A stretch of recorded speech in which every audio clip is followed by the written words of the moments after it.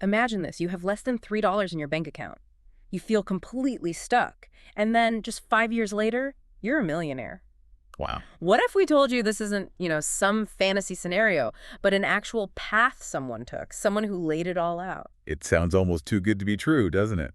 But yeah, that's exactly what we're going to unpack today in this deep dive. We're digging into Financial Freedom by Grant Sabatier. And it's really a guide that goes way beyond just accumulating wealth. Definitely. Our mission here is to pull out the most crucial insights, the surprising bits, the stuff you can actually use from Grant's own experience. Think of it as a shortcut, maybe. A way to understand not just how to make money, but more importantly, how to get your time back, how to live with purpose and, well, find real independence. So let's start where he started, at that rock bottom moment he describes. Yeah, his wake-up call. So Grant Sabatier, he's in his early 20s, right? Back living with his parents. Feels totally lost. And he literally has $2.26 in his bank account, just $2.26. He talks about feeling completely hopeless. Wow, that's specific. It is. But it was right there in that low point that something shifted. He did a simple Google search, something like how to make money fast. Very good. And that tiny action, it just sparked this huge internal change. He realized most of us, well, we misunderstand money. How so? Like, what was the big realization? Well, we see it as something to spend, Right. Or maybe save a little bit just in case. But Grant had this light bulb moment. Money. Yeah. Freedom. Money is freedom. Okay. And the revolutionary part isn't just save more money. It's seeing money as a lever, a tool, not just for spending, but for creating options, for buying back your time. Time, right. Our Yeah. most finite resource. Exactly. He saw it as the key to designing the life you actually want, to spend your days how you choose, not dictated by a paycheck, getting rid of that constant stress. So it flips the script. Money isn't just this thing you need. It becomes this strategic asset you can use. Precisely. And here's the bit that really grabs you, the kicker, as he calls it. Okay. From that place, nearly broke, he goes on this incredibly focused, really deliberate journey. And in just 5 years, he goes from that $2.26 to becoming a millionaire. 5 years, that's intense. It is. And he really stresses this wasn't luck. It wasn't some windfall. It was a series of very intentional, very methodical choices he made every single day. Which leads perfectly into one of his core ideas, doesn't it? The real value of time. Absolutely. He argues, look, money comes and goes. You can always find ways to earn more, but time, once it's spent, it is gone forever. You don't Yeah. get it back. And that understanding, that's kind of the foundation for his whole approach. It really is. And it makes him challenge that whole traditional path we're kind of sold on. You mean the school, job, work for 40 plus years, then retire at 65 thing? Yeah, exactly that. He calls it a broken system. His argument is, why trade away the best, most energetic years of your life? For what? For a promise of freedom way down the line when you might not even have the health or desire to enjoy it.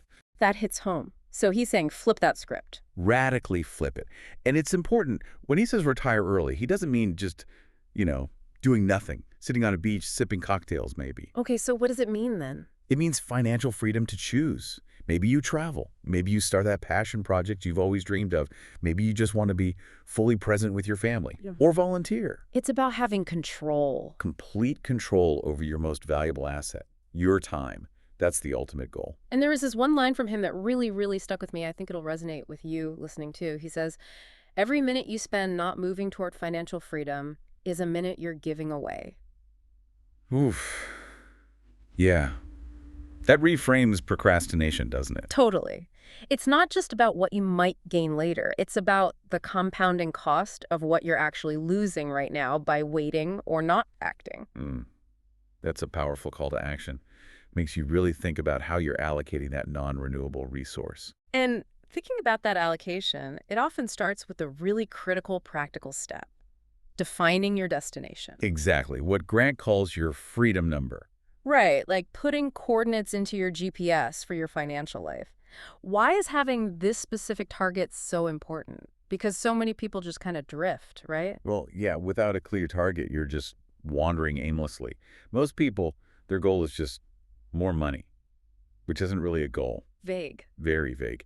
Knowing your freedom number gives you that concrete destination.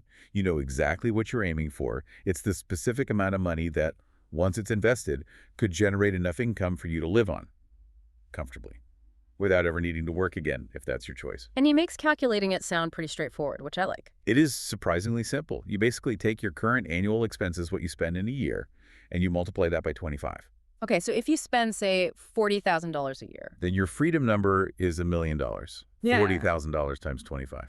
And this is based on the 4% rule? That's the one. The general idea is you can safely withdraw about 4% of your invested amount each year, and historically, your investments should still grow enough to sustain that withdrawal without eating into the original principal. So you maintain your lifestyle. Got it. And what often surprises people, he says, is that this number... It's often way less than you're imagining, is how he puts it. Right. So if you can live well on maybe $30,000 a year... Your number is $750,000. It's totally relative to the lifestyle you want, which is key. It shows how much control you actually have over the target itself. Which connects directly to something really actionable, reducing your expenses. That directly lowers your freedom number. Exactly. Which means you reach your goal faster, maybe significantly faster. Every dollar you cut strategically now reduces the total amount you need to have invested later. It's like a double win. A powerful multiplier. Yeah, absolutely. But, okay, before you can even calculate that number accurately, Grant insists you need radical clarity. You need to know exactly where you are now. And this is the step people often avoid, isn't it? There's fear there. Oh, definitely. Fear of looking at the debt, fear of feeling overwhelmed, maybe shame about their current situation. It's real. But you can't fix what you don't face, right? That's his point. Yep. So you need to nail down two key things. First, your net worth. Simple calculation. Everything you own minus everything you owe. Assets minus the liabilities. Okay. And second? Your monthly cash flow. Just understanding what's coming in versus what's going out each month. Are you in the red, breaking even, or actually saving something? And how do you get that clarity? He suggests something practical, right? And he recommends a time audit exercise. Yeah. And really consistent tracking for maybe a week or even month. Track every single hour you spend and every single dollar. Every dollar. Ouch. Yeah. To us, it sounds tedious, but it's not just about budgeting. It's about finding those hidden money leaks. Like the daily coffee or subscriptions you forgot about.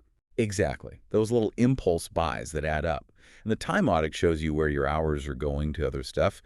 Maybe too much social media, things that aren't serving your goals. And even if looking at it is a bit uncomfortable at first, that clarity, it's actually empowering, isn't It's it? hugely empowering. It's like, okay, now I see the whole picture. Now I have the control to actually start making changes, making better decisions. Once you know where you stand, then you can actually map out the fastest way forward. Precisely.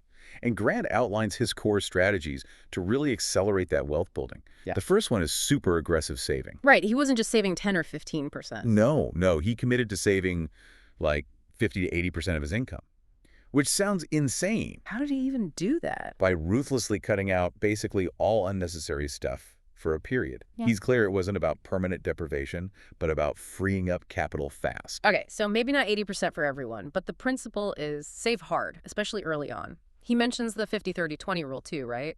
Yeah, as a more common starting point. 50% for needs, 30% for wants, 20% for savings and investments. But Grant's whole breakthrough came from pushing that savings percentage way, way higher to just turbocharge the process. Makes sense. But saving alone probably isn't enough for that kind of speed. Not at all. Which brings us to earning more money. This is huge in his strategy.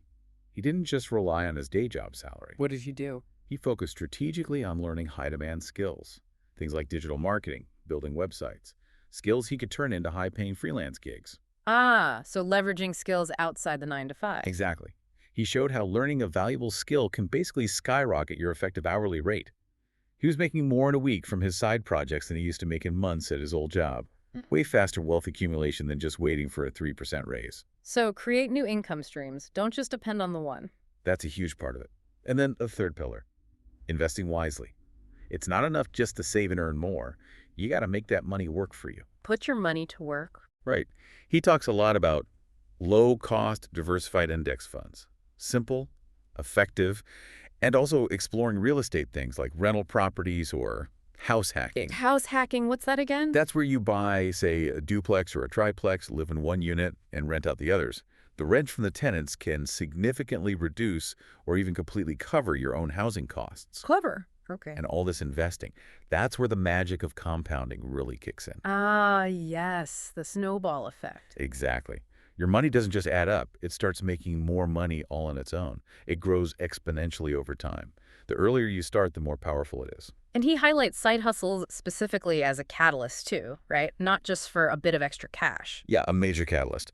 They can dramatically speed up the journey by creating those extra income streams, sometimes with surprisingly little time investment once they're set up. He suggests focusing on high-leverage opportunities. Gleaning. Opportunities where you can set your own rates, where your skills are highly valued, Yeah. kind of breaking free from that trading time directly for money model. Got it. Optimize your efforts for the biggest impact. Exactly. And that optimization idea, it extends to how you spend your money too, not just how you earn it. Okay, so moving into intentional living. He wants us to shift from just impulse buying to purposeful spending. Yeah, really thinking, is this purchase truly worth it? He actually gives like 11 questions to ask yourself before buying anything. 11. Okay, give us some highlights. Well, a big one is simply, do I really need this? That classic need versus want distinction. Okay, basic but essential. Another good one. Mm.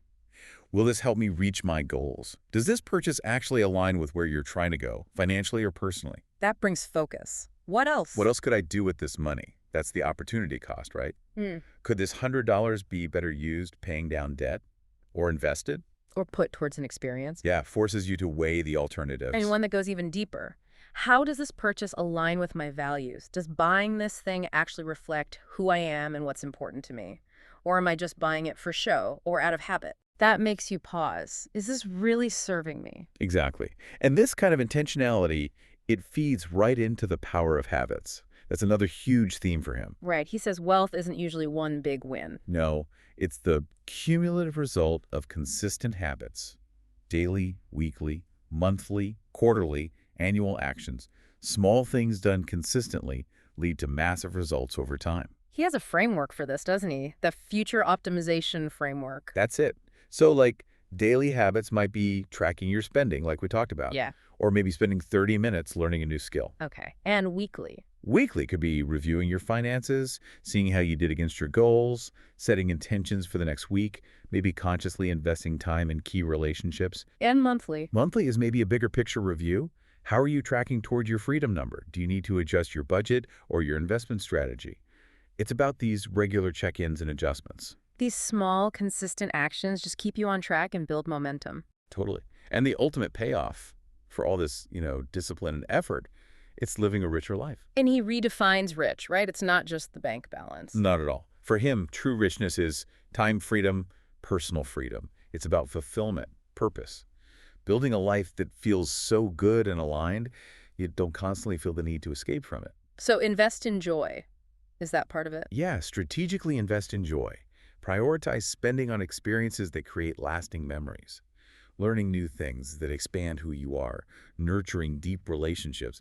Those things tend to provide much more lasting happiness than just buying more stuff. Experiences over things. That resonates. And they foster growth and connection in a way material possessions usually can't. And finally, he touches on the impact beyond just yourself. Right. Achieving financial independence is not just about you. It gives you the freedom, the capacity to contribute more, to help others, support causes you believe in, make a tangible difference in the world. It opens up possibilities for greater impact. Exactly. It's not just about accumulating for accumulation's sake. It's about what that freedom enables. So wrapping this up, Grant Sabatier's story, 2.26 to millionaire in 5 years, it wasn't some magic trick. It really was a roadmap. A clear, deliberate roadmap built on some radical mindset shifts, yes, but also on very focused, very actionable strategies. And hopefully through this deep dive, you listening now feel like you have a better handle on some of those tools and insights. Enough to start shaping your own journey towards financial freedom, whatever that looks like for you. And the question Grant kind of leaves us with, when we really want you to think about after this, was this: when you do reach that point, when you have that ultimate control over your time and your money, when you genuinely have more than enough, What then? what unique purpose will you choose to pursue? How will you truly live a richer life?